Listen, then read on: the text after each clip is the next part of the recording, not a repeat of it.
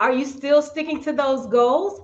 I hope you are sticking to those goals because guess what? We got to keep moving on, right? We got to keep moving on. But what have I done in the last 2 weeks? One of the things that I've done, we're here in Florida, as most of you know. We're here. We visited. Ronald said he can't hear me. Ronald, can you hear me now? I want to make sure that you guys hear me because we've got some great stuff to talk about today. So, Ronald, if you can just give me a shout out, whether you can hear me or not, that would really be appreciated. All right. But moving on, yes. All right, Ronald, we are good to go. Moving on, for the past 2 weeks, one of the things that we've done since we have been here in Florida was visit the John F. Kennedy Space Center. Oh my goodness. That is amazing. If you ever get a chance to go to the John F. Kennedy Space Center, I recommend you do. They've got all the rockets that took off to the moon, all the different types of things that they did. They've got the Astronaut Hall of Fame there. So there are many things to see. And they have this amazing, when you talk about mixing technology with history, they've got amazing shows for you to see. So if you do get a chance, if you're ever here in Florida, in this part of Florida, we're in Titusville. to go to the John F. Kennedy Space Center, I recommend that you do. And you know what? It's so befitting that we talk about John F. Kennedy because this is also Dr. Martin Luther King's weekend as well. And we want to pay tribute to, of course, all of his accomplishments in the civil rights movement. But what I'm finding amazing is that when we link John F. Kennedy with Dr. Martin Luther King, we think about the Civil Rights Act that was passed and how those two were connected.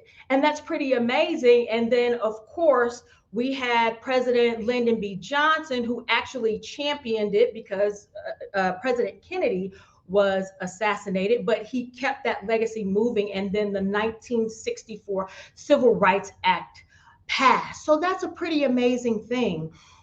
Today, I want to give the housekeeping notes. I'm so excited about our guest. I'm ready to introduce her now, but I do have to give housekeeping notes.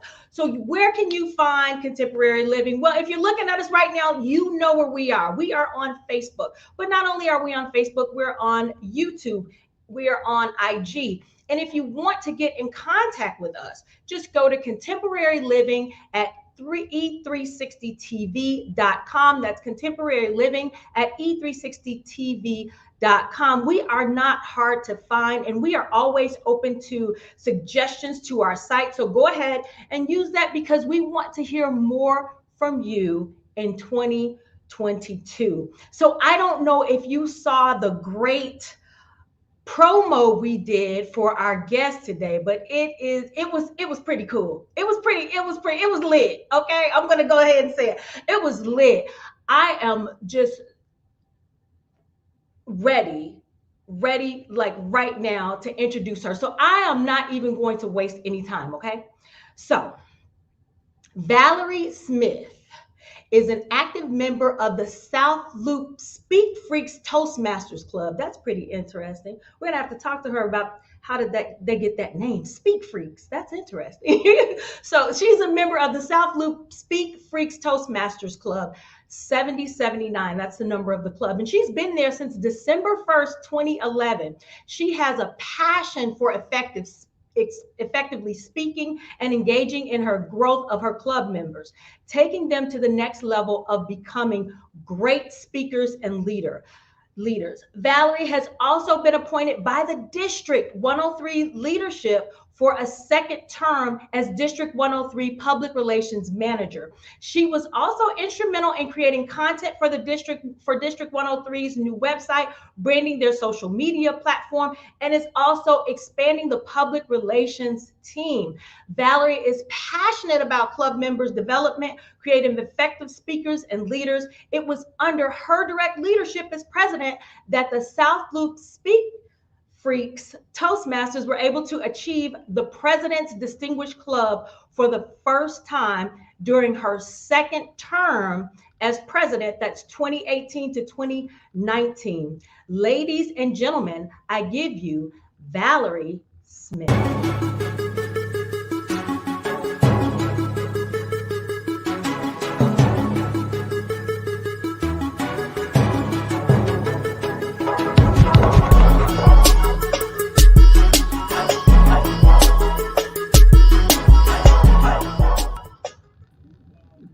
Valerie! Yay! How are you? I'm doing great. Glad to be You're here. looking good. You're looking good. Yes. I can say that I am so happy for you that you are here with us today. And you know what? It's so funny. Now I really have to watch what I say because I don't want to get any of those ums and ahs and uhs and it's like, oh, you come on the show. I got to step my game up because you are here. But I am so delighted, just so appreciative that you would take time to come out today. So how's your last 2 weeks been? We've been talking with people on the show about their goals for 2022 and things like that. And I always ask people, how has their 2 weeks been? So how has your last 2 weeks been? The last 2 weeks has been great. I've been focusing on finances, wellness, working out.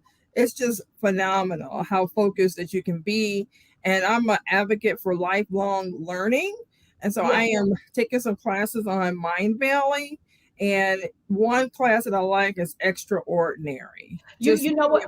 mhm. Uh-huh. I didn't mean to cut you off, but you know what? Something just came to me. Lifelong learning. Tell people what that is. That's Lifelong important. learning. Some people think that after you graduated from college with a degree, you just stop learning. Hmm. However, you have to be a person that's curious. And that's the type of person that I am. I'm always growing, I'm always finding out what is in store for this year. What are the trends? What are the things that I need to be learning so I can step up my game to make my skills marketable? That yeah, that lifelong learning is key to I think to longevity in life, period. Because you keep your brain active, you keep your brain moving. I want to say like back in the day, once you became a grandparent or a great grandparent, you retired, it was pretty much done. But even some of the pictures I think is funny because they show grandma at in 1972 versus grandma in 2022, and Right? she looks a whole lot different. Exactly. Exactly, but that lifelong learning is really critical to having a good life, I think. It is. Yeah, And but you grow. I wanted to touch on that because that's important for people to know. Sometimes we take for granted that people know lifelong learning, but they may Exactly.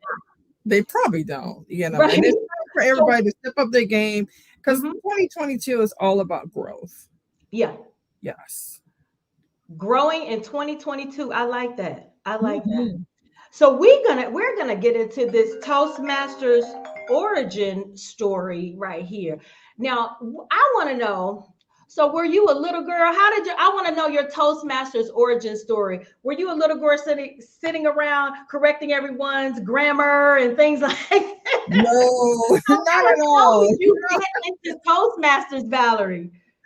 I mean, how I got into Toastmasters was I kept talking about Toastmasters over and over with my friends. And you said that I joined December 11th. But however, when I was with my friends in 2008, I kept talking about this organization over and over and over for the past like 2 years. And when 2010 came, one of my friends said, "You know what? We are tired of hearing about you talking about you're going to join Toastmasters. When are you going to join?" However, let me just fast forward. I was in HR working for a credit union, and we were looking for speakers, free speakers. And I told my manager, I said, "Hey, I know about a great organization, Toastmasters. Let me contact them." And so I talked to Gary Behrens, and he was from South Blue Speak Freaks and right down the street from my job. And he just talked about all the benefits. And he said, "We can try to get you some speakers to come in and speak during your training." And his little voice said, "Ask him, how can you become a Toastmaster?" And so I listened to the voice because I got tired of procrastinating. And Gary told me, he said, "Valerie," he said, "you just need to come down and visit as a guest." Gave me the location, and I went there, and they made me a timer. And that's what really sold me because they gave me a little bit of like some experience of what it means to be a Toastmaster and the responsibilities such as timing. Because timing, when you're speaking in a meeting or anything, it's very important that we stay within time. And because they gave me that experience, that hands on, I said, I'm in. I joined right away. And that's how my Toastmasters journey started. You know what you spoke on. You said the little voice. There was a little voice. Hmm. So that little voice inside you that gives you the umption to do is very powerful because look, we're what, 10 years, 11 years into your success story in Toastmasters. So listening to that little voice, if you're in the audience, Yes, listening to that inner voice does bring you success, does bring you it success. does. So let's talk about the titles that you've held in Toastmasters. because Yeah. you're not only you're a club member, but you've also, like when I read in your bio, you were president that led them to a distinctive award. So tell us a little bit about that, the titles that you've held, and what it took to get your club to get to that distinctive award that you won. Yeah. So when I first started in 2011, um, I just wanted to learn Toastmasters. But Yeah. however, my leadership skills were coming across to a lot of people and they wanted me to be the president. I said, no, not yet. I really wanted to understand the ins and out of a club. I started as a vice president of public relations, and I really took my club to social media, starting out with Facebook Live. Well, it was no Facebook Live then, it was just Facebook pages. And we did have a Twitter account, and so we just focused on that. And then it started branching on to vice president of membership, and then vice president of education, and then when I became president, and that was amazing. But the thing is, I wanted to keep pushing that we're going to be presidents distinguished, just kept pushing it and pushing it. But we never got there. We were just select, distinguished, and distinguished. And as I became more mature, I became an area director for D30. And then I became a president again. And in 2018, I started my HPL, and it was a mentoring program. Now, what's that? Because the audience doesn't know the Oh, acronyms that you're throwing out. yeah, us It Toastmasters comes easy for love. you. Yes. So HPL is a high performance leadership. It's a really high degree under DTM. And so what you have to do is you have to find a project and you have to build a team. And what I wanted to do for my club is have a standard mentoring program that's going to stick with Mhm. documentation. What is the responsibilities of a mentee and a mentor? And because of that, we promoted it, we kicked it out of the box, and what I did was is not only did we have a mentoring program, I allowed our leadership team to come with different ideas. Okay. And then also our club members. Instead of just pushing the bar saying we're going to be president distinguished, just kept being vocal about it. I allowed them to have ownership, autonomy Mhm. on bringing things to the table. And we had events, we had speechcraft. You're talking about some great educational events, which people wanted to attend because when you look at social media, you see what South Loop Speak Freaks is all about. You want to join a club like that. We have Mhm. food at our events when we're in person. Oh, that So brings them in. I know oh that'll bring me yes. in. So we were having fun. And so that's what Toastmasters clubs should be having is a lot of engagement, a lot of fun. And then have your members grow as well by having those educational events. And then that attracts more guests to your club. And then you can convert them over to as a member. You know what? When I think of Toastmasters, I forget, just listening to your story, that it's not only learning how to speak effectively, but also leadership. Because some of the things that you were saying, I don't know if you know this or not, but I retired from the military. I Yes. retired from the military after doing 20 years.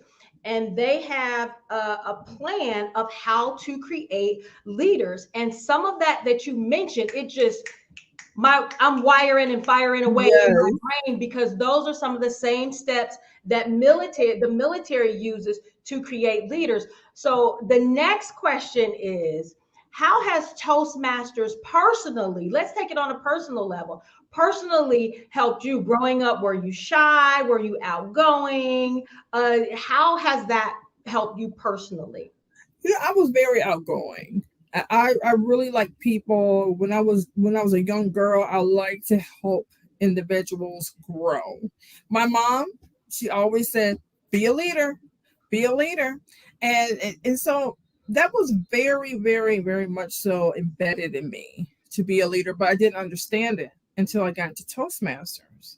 And when I got into Toastmasters, it's all about owning it. It's all about showing people And then also you have to show up and you have to mean what you say as well. But the action part is very important as a leader. But I had always been outgoing, very always in some kind of Were you organization, always the boss? You were always the teacher, always the principal, whatever. always That is funny. That's funny. taking But I ownership for wanted, everything. I did want to go back. Now, like I said in the intro, for the some of you, I don't know if you heard me, but Speak Freaks. Now that is an interesting name for a club. Yes. Is there any, I mean, is there any history behind the name? I really don't know the origins of it, but it's just Uh-huh. amazing. But when I think of the word speak freaks, I mean, if you have never been to any of our clubs, even during this time that we're in virtually, we love to talk.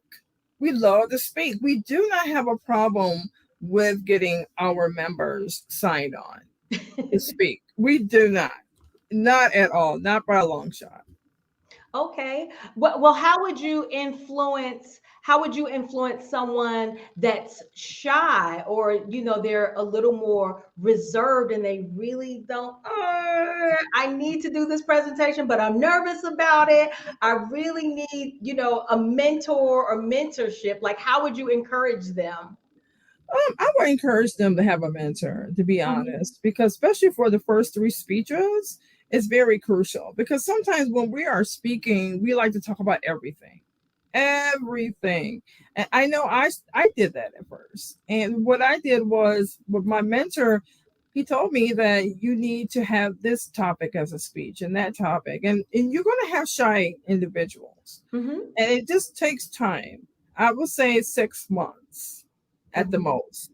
After 6 months, you're going to start seeing individuals opening up more. They know how to say yes. They know how to say no. I mean, it because yes and no is not in a shy person. They want to do everything. Okay, Yeah. and then with Toastmasters, but we don't push them. We guide them. That's the thing. A lot of there's some clubs that would push you because they really want you to get out your comfort zone. And sometimes you can be in your comfort zone, but you don't want to be. And so when you come to Toastmasters and you have that support system, you want to do the work, because if you don't do the work, you can't see the results. That is so true. And I like the way you said at least 6 months, and then Mhm. you laid it out, because by 6 months and you're coming to the meetings and things like that, the club meetings, you're getting more comfortable with the people you're around, and so you're able to speak in front of them. So I think that's pretty awesome. Now my next question is, why should someone join a Toastmasters club?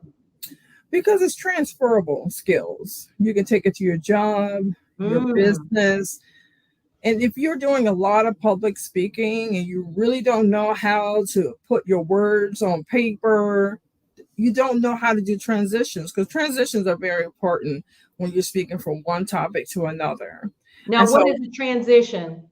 transitions, if I say I'm going to talk about 3 points of Mhm. why you should go back to school, and then I talk on each point, but I had to know how to speak on that first point and transition to the Ah. next So it's smoothly. it's it's seamless. So it appears seamless instead Yes. of okay. My next point. What was I going to talk about? Yeah, I get it.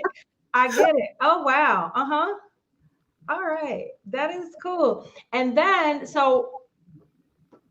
now, how did your club? Because how did your club pivot?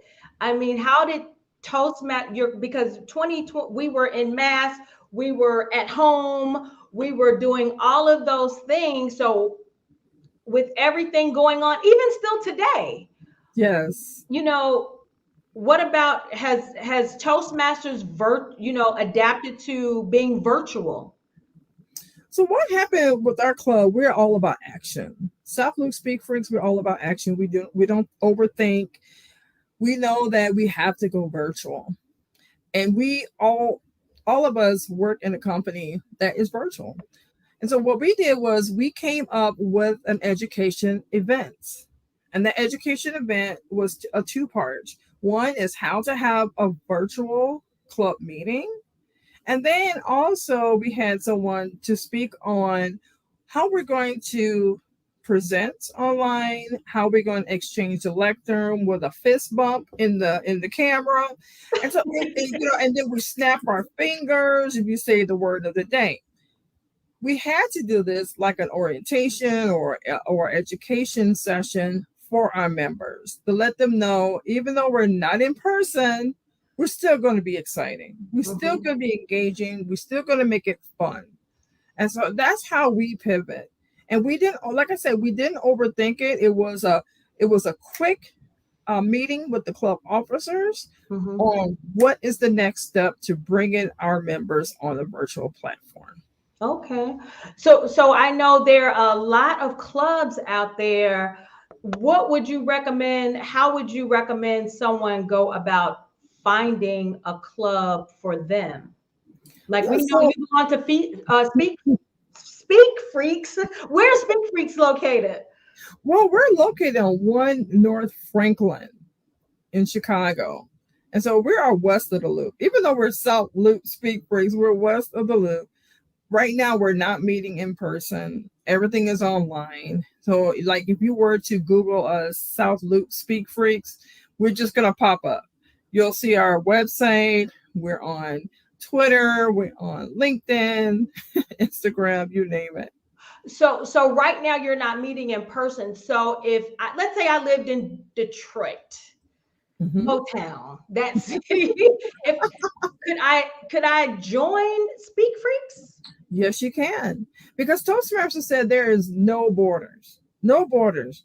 Anyone around the world can join your club. And you all you have to do is contact us. And when you go on our website, we do have a contact us form, and you just send it over and we will send you some information. We also have an Eventbrite. So Eventbrite is a free tool for you can have for individuals to register to attend a club meeting. So when you go to South Loop Speak Freaks and you go on our website, just click on the Eventbrite. There's an Eventbrite link, and then you just fill in all your information, and then we'll get the information. We'll send you the Zoom details, and Oh, then mm-hmm. also our district. We have a lot of clubs there, and if they're interested, they can always contact me directly. Oh wow. So Hmm. that's great. So you don't, like you said, there are no more, the borders have been released for Toastmasters. As long as you're hybrid, Mm-hmm. you can be in France, you can be in China, you can be in Africa, anywhere around the world, and Don't you you can join. love technology? I love Look what technology. technology has really brought us back together. And then the virus just helped, people. I mean, we don't want the virus, but it helped people learn more about technology, get into technology, Yes, pivot and working around ways. And once you worked around those ways, you get to meet people that you probably would have never met in your life. So that I is so cool. that is amazing. So now what are some of the things you guys are doing just to, kind of keep people engaged? So to keep people engaged, we like to have educational sessions quarterly. So we do that, and then we're also after each meeting, Toastmasters meeting, we like to fill the agenda right away, and we ask our members, "What do you want to do for the next meeting?" And so those are the things that we do, and then we also like our members to branch out and go to different clubs and learn from them. And that's called the Club Ambassador Program. We have a new one where you gain different points, for going to different clubs and learning. And you can go to a club and give a speech or hold a role, but you just have to make sure you fill out the form and send it in to the club ambassador chair to make sure you get your points. So it's you're putting out a lot of information, and I think we've got some people that came on and said that they're interested in it. They're thinking about joining the club. I think that was Stephanie Maxwell. Thank you. Hey, Yes. that's my sister in arms. Hey, but I absolutely love it. So guess what? We're done with the top of the hour. We're gonna go to some commercials, and when I come back, I want to talk about your first three speeches because I heard you say earlier that the first three speeches are critical. So I want to know about your personal experience with your first three speeches, and we'll talk about more about Toastmasters. Great. All right, we'll be right back. Here are commercials.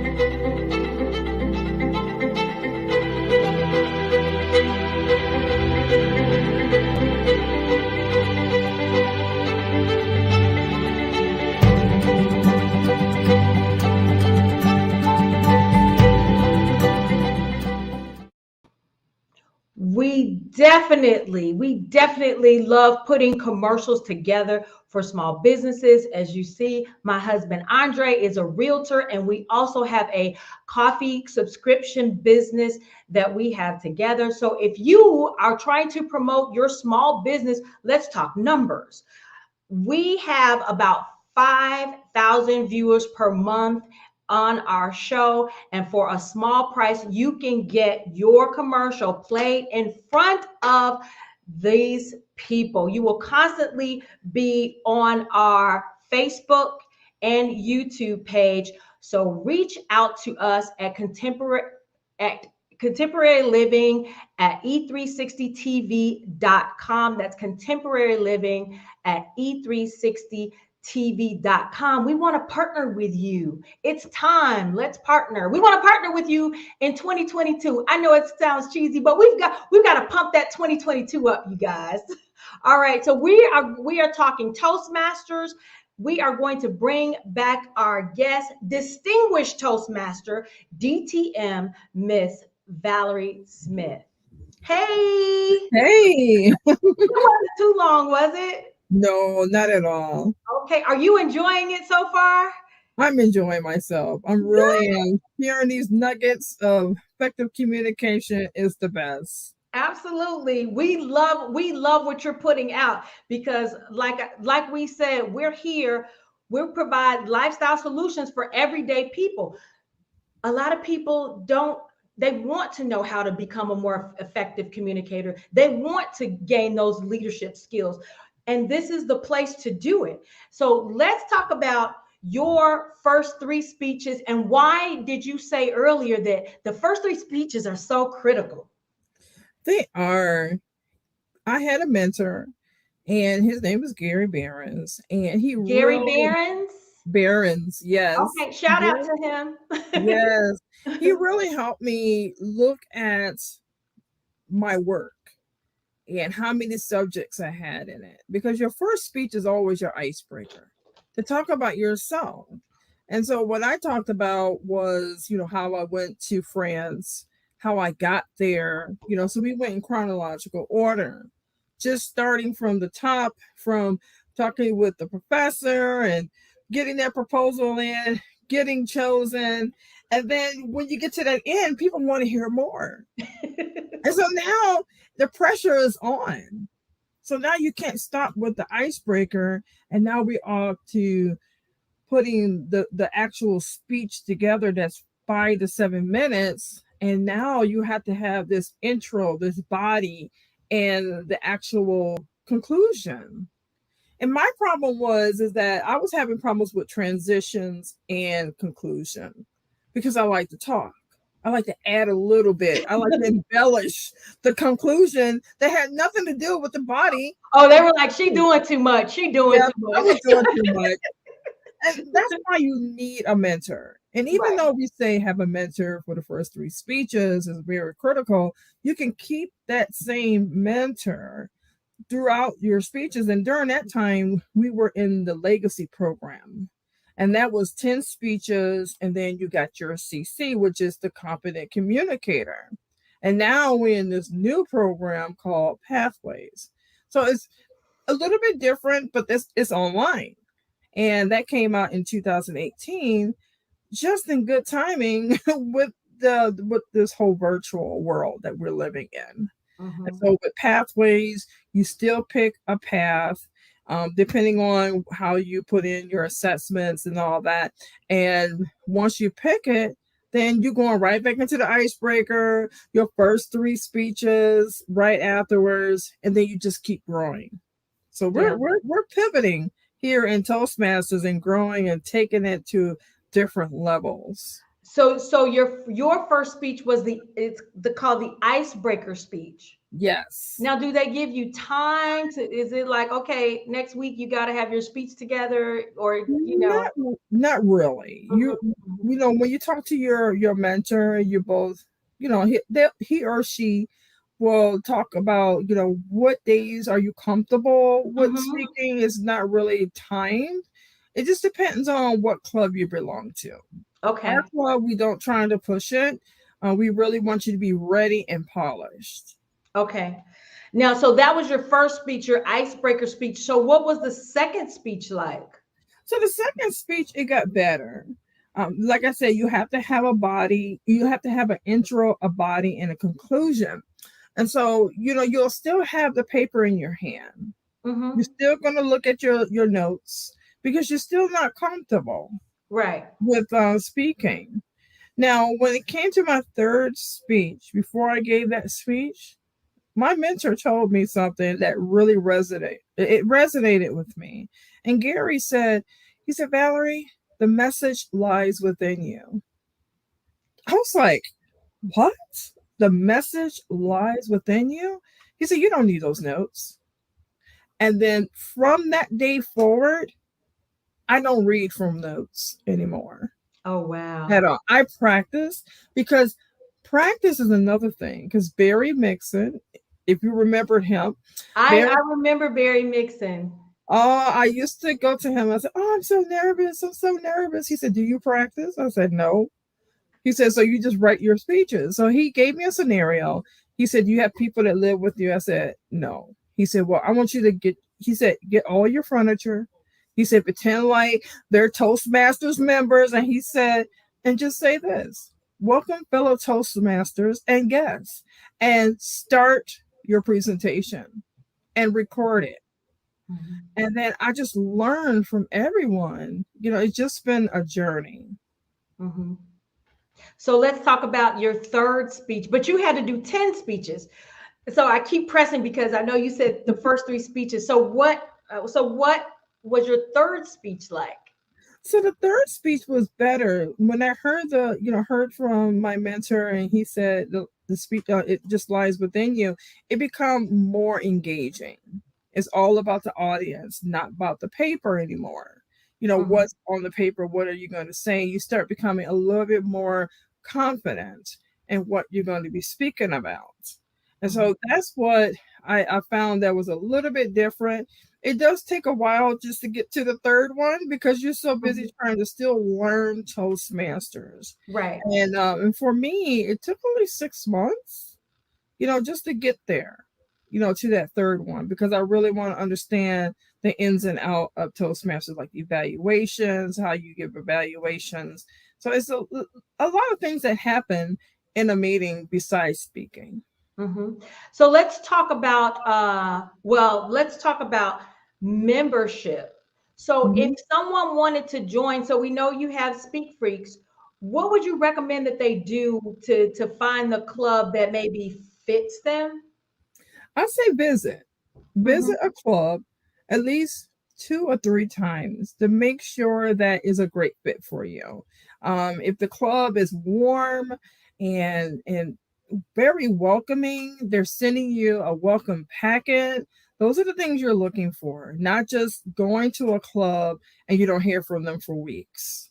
Mhm. And so that first initial contact, after you get the Zoom details, after you Mhm. register, and then you go to that actual meeting, Mhm. you're looking for some kind of hospitality. Right. Yes. Right. Okay. So now how can that be done virtually? Virtually is the same way as if you were in person. And so Okay. we do have a vice president of membership. So when you do attend a club meeting, that individual will, they will get well, have it already, your contact information because you have to register. Right. And after the meeting, we'll send you a packet, a membership packet, and then, go over the application if you have any questions on how to fill it out because everything is virtual. We just pay the dues and the membership fee and all that good stuff. So it's very seamless. It's Mhm. not a lot of work as long as you got a VP of membership that can assist you in that part. You're fine. Okay, so let's talk about one of the things you mentioned, money. Everything costs and everything has gone up. So how economical is joining Toastmasters? It's very economical. I Okay. mean, when I say you cannot get this kind of education from anywhere but Toastmasters, and if you want to be an effective speaker. So with Toastmasters, they haven't went up. It's $45 every 6 months. There is a one-time $20 one-time initiation fee.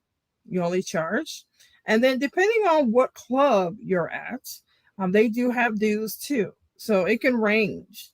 So it's a Mhm. different range. Our club is $15. So it's a total of $80 when you first join. But you will Okay. not be charged $20 every time you renew. It'll just be that 60 So are the dues every month or how does that go? every 6 months. And Oh, you okay. have a choice to pay your membership for 1 year, Hmm. and you just have to talk to the treasurer. Okay. All Hmm. right. Now I know we talked about like effective speaking and things like that. So give us some tips. Can you give us some tips on effective speaking? And then I want to go into the leadership aspect because we haven't touched on that. So give our viewers maybe some tips or tools that they can take away today to make them a more effective speaker. To be an effective speaker is knowing your subject. Another thing is having effective pauses. When you pause, when you speak, your audience can understand everything you're talking about. And having a great opening. So if you are about to speak, and I always learned from Patricia Fripp when she say, "It never seems to amaze me." In 2012, I went overseas to France, and so now everybody wants to know what happened in France. So I Right. just made something up. I just made it up. And so when you do that and then you pause and then they're waiting. But Right. when you don't pause and you just keep talking, talking, talking, you can lose your audience. Mm. And what you want to do is you always want to set up your presentation with something like, I want to share with you 3 things on how to become a better speaker, a better leader, and possibly a better person. Hmm. And now you set up this speech. Now they're going to learn about these 3 things. And then you just have to learn how to transition. But the most important thing to becoming an effective speaker is being a better leader, but being a better listener. That is Hmm. very key right now because we can speak effectively, but however, can you listen Mm. effectively? See, that's part of communication. And that is something that I learned in Toastmasters when we had our legacy program, the Competent Leader Manual. And the first chapter was listening. Because Wow. the more you listen, the more you learn. The more you listen, the more you grow. Oh. Yeah. Because we miss Let's out on. pause for effect. Yes. I love it, Valerie. I love it. So, knowing your subject, effective pauses, and having a great opening. But the most important key is being a better listener. And you know what? I think it's so crucial in today's age that we become better listeners because our attention span is so short now.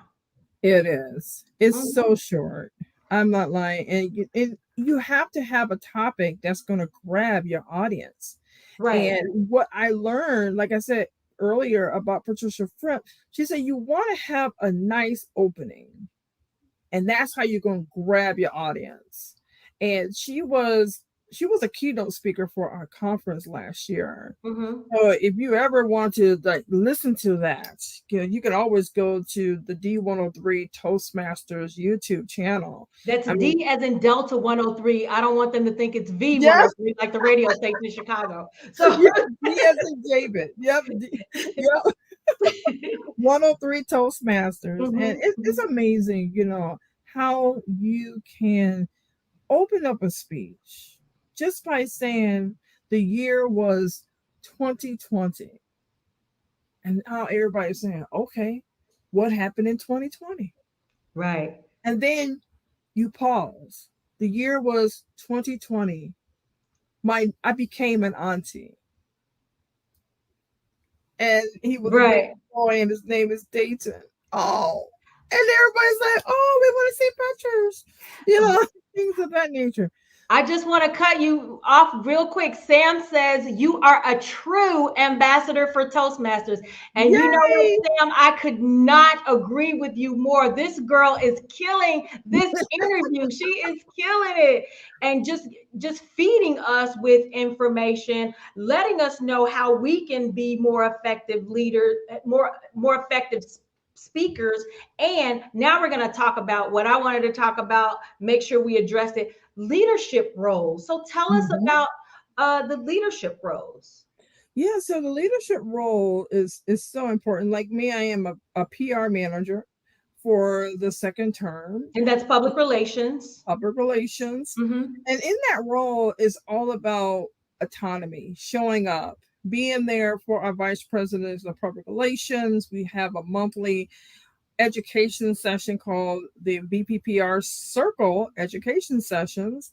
And so for me, being a leadership is, like I said, autonomy and showing up, action. Whatever you say you're going to do, you have to do it Right, because people they will hold you to it. And so right. I have a great team, a great PR team, public relations team, and they're social media experts.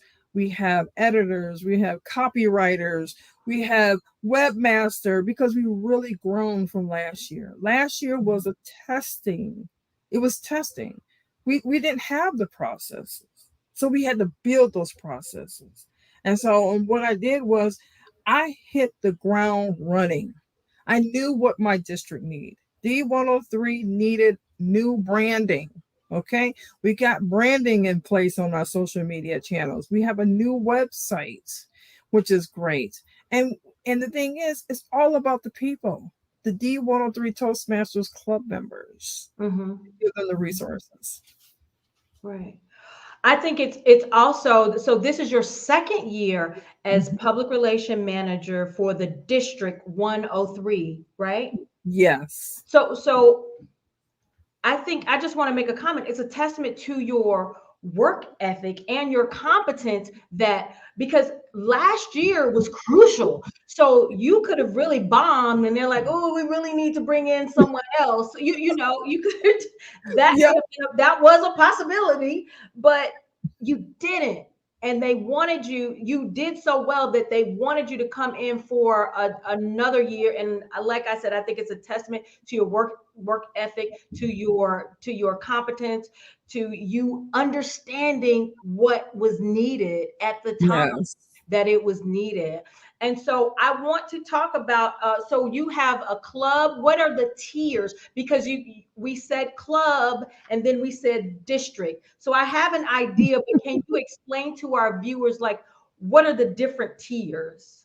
So the different tiers in Toastmasters, you have your club level, and then you graduate to area level, which is we have different areas that have clubs, and those clubs are represented in that area. So, for instance, if it's B11, you got about six clubs in that area, and the area director is the person that oversees to make sure that they're following within Toastmasters guidelines.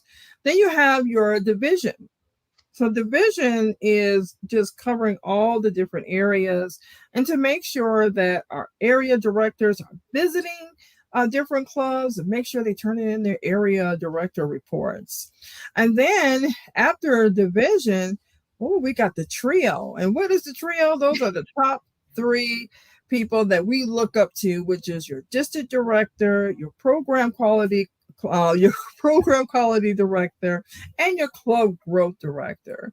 And those are the individuals that really make sure that we are meeting those numbers for our clubs, and then making sure that our club members are really engaged in pathways so they can earn their education awards. Right. So, what are the qualifications to just, let's say, joining a club? What are the qualifications? So there's really no qualification, no prerequisites. You just have to visit a club. And I would recommend visiting different clubs. And then once you find one that you like, then you want to let them know during that time that you want to join and tell everybody at the meeting. And then the VP of membership will contact you with the application and then let you know how much it costs, and then you just do everything virtually through PayPal, and Okay. then you're all set. Okay. So are there, I just wanted to give a shout out to my friend Cassie. Hey. I just wanted to say hi to her. But continuing on with this interview, so when you talked about, area, division, trio, things like that. So do they pick, where do these people come from? Do they come from the clubs? How are they selected? So these individuals are nominated. I mean, some are nominated, and some have to really get out there and say why they should be chosen and appointed. So you have your area directors who are appointed, and and then sometimes there are area directors like this year, they'll find their own successor, and then they'll let the trio know, hey, I want this person to take on my role as area director in this area. And so you still have to, sign up for the role during that time, because we're always looking for leaders, especially divisional directors. And then we also looking for a new trio. And then during the conference, this is where you're going to be voted in, and that's just for like your different trio roles during that time, and then your divisions also, and then your area directors. They're going to be in contact and say you've been chosen for, because they're looking for you to step up to leadership, not just to get credit. So I just want to put it out there. When you go out for area, division, and trio, it has to be all about leadership. It has to be about people. Mm-hmm. Hmm. And I was going to say, there were some famous people very heavily involved with Toastmasters. Les Brown, I know for Hmm. sure, because in some of his speeches, he always talked about it. And then Lewis Howes also talked about Toastmasters. So you had a lot of people coming through Toastmasters. Are you familiar with that? I am familiar with some people that has come through Mm-hmm. Toastmasters, and how it really helped them with being effective speakers. And especially in their profession. Mm-hmm. A lot of people don't understand that you can transfer those skills to your job, and it Right. helps you get promoted. Even if you're your own business, you can be the CEO of your own company, and people can tell that you are an effective speaker. And Right. it's great to see people who are famous and they have that name out there, and they mention Toastmasters like Les Brown. He mentions Toastmasters quite a bit, and I'll be so excited. I'm like, yes, Right. But I think the wonderful part about it is that you can just join a club, commit to that club, do what you need to do in your roles and your speeches, and take on leadership roles, and you can grow. You can grow because I know yes, they have competitions at the conference, right? they do. Fun part. That is the fun part. And I mean, you going from club contest, area contest, division contest, and then district, and then international speech contest at international level. Oh wow. So Yeah. a girl like me, south side of Chicago, can hit the international level. But guess what? You will not believe this, Valerie. We are out of time. I have Like, time for one. no, Can you believe I told you we are at the bottom of the second half of the hour? I told you this exactly. was gonna go fast. So give me just some advice for anyone wanting to join Toastmasters, or where do you see yourself in Toastmasters in the next 5 years? In the next 5 years, Clock is I ticking. I see myself as part of the trio, and representing D103 Toastmasters. And then not only that, I see myself in my own podcast and speaking professionally in the next 5 years. I think everybody can see that. I Oh think yes, I everybody have to can get see on that. that stage. We are so grateful that you took time out of your day to come talk to us about Toastmasters. I have your information here. PRM at D103Toastmasters.org. That's PRM at D103Toastmasters.org. If you want to get in contact with Miss Valerie Smith. Valerie, it has been my pleasure to have you on the show. And you know what? I'm so pumped for 2022 because we're going to do Yes, some more great things. I plan on getting you with veteran women coming to support and help them. I see it. I see it. But yes. we've got to go for now. We've got some great things in the future, but we got to go for now. Again, thank you, thank you, thank you, and have a great evening. Thank you, and thank you for having me as well. No problem. Man, you guys, that was so amazing. And guess what? That hour went fast and it's time to close out. And I want to close out. As we close out, I want to leave you with this quote by Dr. Martin Luther King. And that quote is, faith is taking the first step, even when you don't see the whole staircase. That's powerful, you guys. That is super powerful. So that means I got to get up and take action, even though I don't know what the next step is. And Oprah also talks about it too. She said, just do the next right thing. So you don't have to see the entire vision. Just do the next right thing. And guess what? That can lead to your success. We've really appreciated all the nuggets that Valerie dropped. And if you want to go ahead and become a Toastmaster member, I recommend that you do because it can carry you on for the rest of your life, the tools and leaderships you get in effective speaking. And as always, we thank God for his unmerited, undeserving favor called grace. Grace is a total absence from doing anything you can't work for. You can't buy it and you can't sell it. Guess what, you guys? It just is. And God gives it to each and every one of us freely. And as believers, we know that Christ died, he was buried, and rose again on the third day for our justification. It's in the word, it's in the book. Now let that sink in. And on behalf of myself and my hardworking husband, Andre Hill, be brilliant, be you, be blessed. And we will see you here January 30th with our next guest. Have a great evening.